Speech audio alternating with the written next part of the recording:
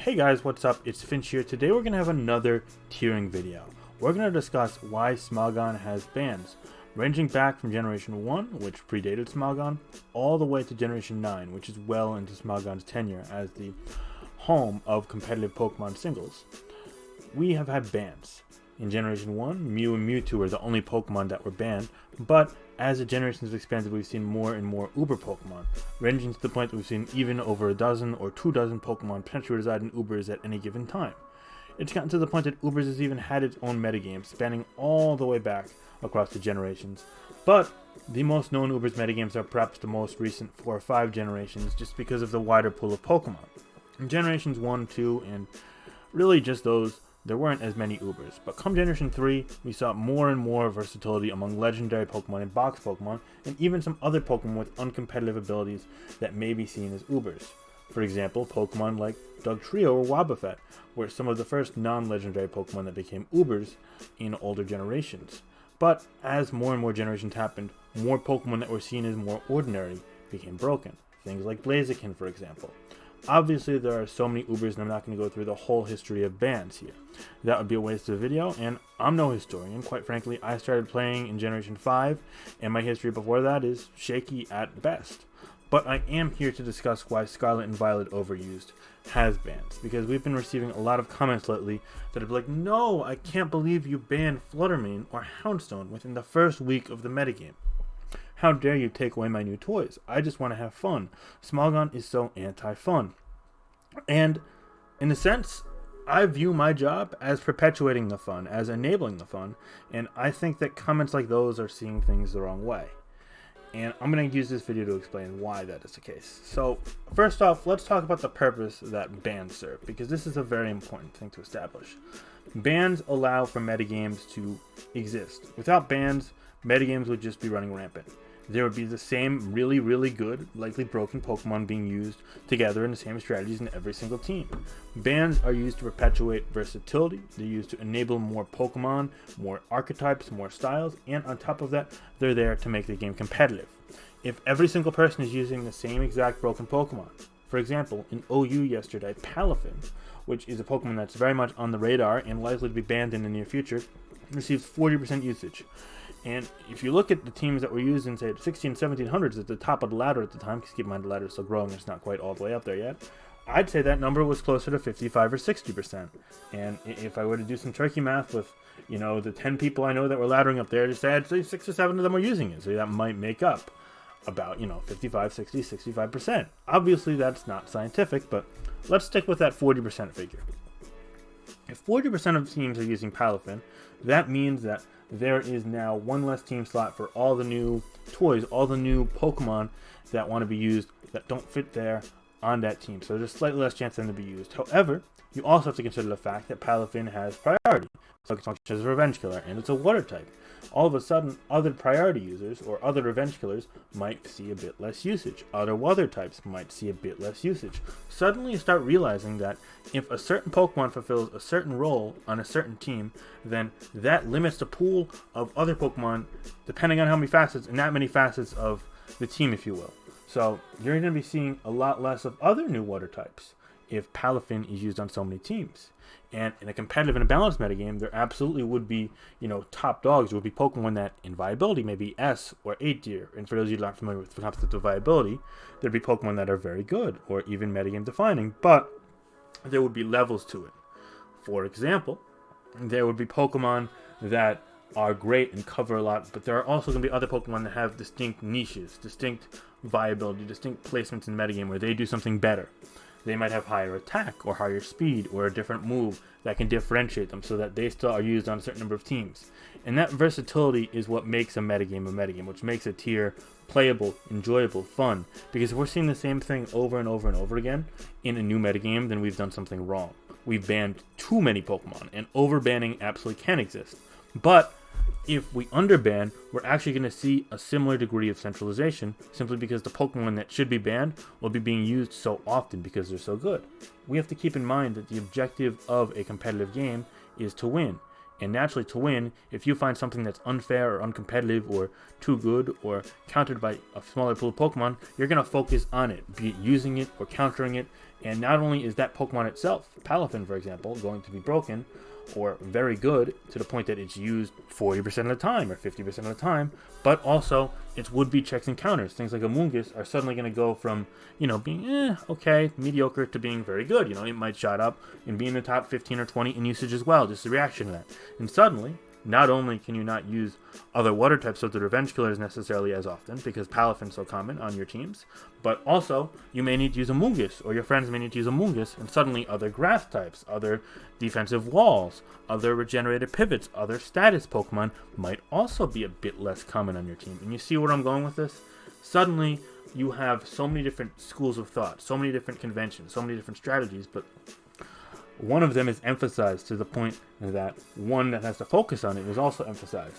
And while you're bolding those things in your mind, you're emphasizing those things in your mind, there is always an effect to a cause. So if you're doing that, that also means that something else is losing usage. For every 1% of usage something gains, another thing is going to lose a percent of usage, if that makes any sense to you. I know it's not the most linear, it's not the most scientific even, but as it stands right now, we are in a very centralized metagame, a very focused metagame on a specific couple of Pokemon. Things like Iron Bundle, things like Palafin, for example, are seeing absurd amounts of usage on the higher ladder in high competitive play, and while they are new toys, they're shiny and they're fun to use, it also is with good reason why they're used. And usage and brokenness don't always correlate, but in this instance they very much do. Not many things check or counter them. So suddenly we're seeing a metagame warp around these 2-3 Pokemon being used so much and all their counters being spammed a ton. And this is actually perpetuating the viability of stall, because suddenly stall teams like, oh, I could fit Blissey to check an Iron Bundle, or oh, I can fit Amoonguss to check a Palafin if it's not going to Terra Steel in my face. And you're good, but these Pokemon, they don't fit on offense, they're passive Pokemon. And suddenly we're seeing teams just focus on countering the centralized Pokemon. And if we don't ban enough, then the metagame is going to go into two camps of hyper offense focused on the broken Pokemon on the offensive end, and defensive teams, stallier teams, focused on just countering them. And that's not a metagame state we want to go to. We want a metagame where as many Pokemon, as many of the new toys are viable as possible so that everyone can have fun, and we want a metagame where all of the different styles, all of the different archetypes are also viable. We want to see hyper offense a lot, sure, maybe stall sometimes, sure, if that's what you want, but also we want to see bulky offense, we want to see balance, we want to see weather, trick room, all of these things and everything in between we would love to see. And in such a centralized metagame with so few options in the early stages, again, later on it's different. Some metagames end up centralized and there's just nothing you can do about it. There aren't things that are broken just so good, and maybe the pool of Pokemon isn't there. In later generations that's a bit less the case. Maybe in generations 4 and 5 you see that more. But when it comes to this, it's tough that you don't want to end up in that centralized spot. So when you are like, hey Finch, why would you ban Fluttermane? I banned Fluttermane because it was going to end up being broken and suspect tested to a ban anyway, but I took the onus on myself to have my council vote on it, and we voted unanimously to ban it because it warped a tier. Suddenly the game was focused on either using Fluttermane to the best of your abilities and abusing it with Sun or with booster energy, or using one of the very small pool of counters or some sort of lure to it.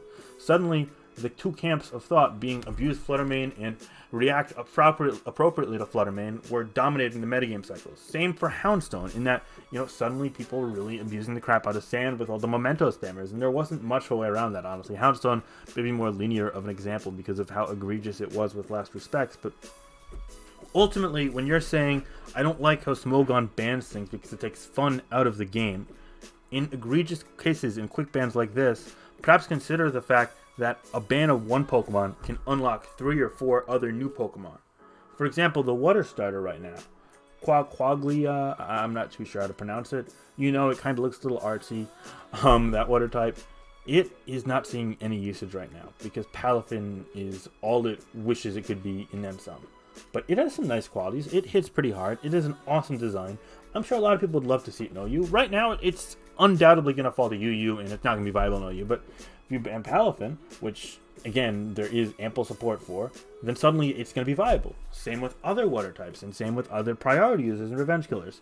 And suddenly you're not going to be restricted to using Amoonguss so much, or Stalling teams as much, because the metagame is going to open up a bit more. There are going to be more things that can use to kind of combine rolls, compress rolls, rather than you have to use a single Pokemon to check this. And that's why Pokemon that don't have sufficient counterplay, and why I refer to offensive, defensive counterplay so much, is really important. If you have, a viable, healthy pool of checks and counters, then you can still be a very good Pokemon, but also playing around you and preparing for you in the team builder is going to be fine, because you could do it with offense, you could do it with defense, you could do it with balance, and so on and so forth, And I just feel like, this ban list, right now it sits at 4 Pokemon, and it might one day sit at 6, or 8, or 14 Pokemon, and that doesn't mean we're banning too many things. That doesn't mean we're taking away your toys. That means that we're just trying to enable new toys. We're trying to perpetuate a healthy, competitive metagame where everything's viable. And Generation 8 gets a lot of crap, but truth be told, if you take a look at the average amount of turns the Generation 8 game took at the end, it was in the 30s or in the 40s. But in the middle, it was in the 70s or 80s, just because of all the Clefable nonsense. But that settled down an awful lot, and we saw a lot more hyper offense. And sometimes it just takes time, and it goes cyclically. And we had a point where things were really centralized, but then we got more Pokemon. And some of those Pokemon ended up, really problematic. Pokemon like Spectrier and Landorus that came out in the middle of generation, or things like Kyurem, which infamously got banned as well. But once those waves passed and the metagame was less reactive and was more proactive, suddenly, we saw offensive tools flourish. The abundance of Future Sight with Tapu Lele, Swords Dance Kartana really came to its own. Buzzwole as a bulky offensive poster child, as a hard hitter that could also be tanky, things like that. Garchomp with Swords Dance and Scale Shot, all these cool options, they suddenly had more room for them after you saw things that compete with them, but also force such limited pools of specific Pokemon that make sure you don't outright lose to them were banned. And we're going to see cycles of that again in Scarlet and Violet Overused, and that's why, in my opinion, sometimes bans are okay.